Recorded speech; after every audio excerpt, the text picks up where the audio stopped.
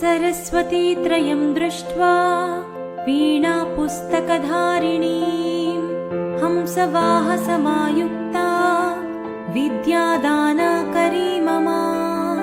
प्रथमं भारती नामं द्वितीयं च सरस्वती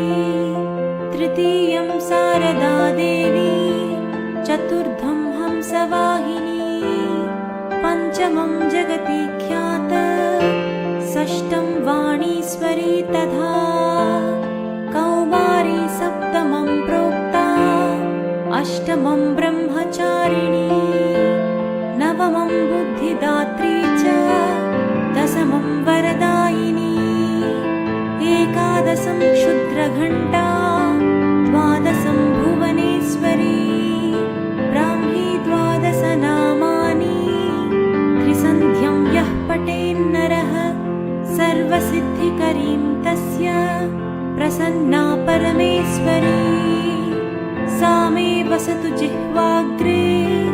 ब्रह्मरूपा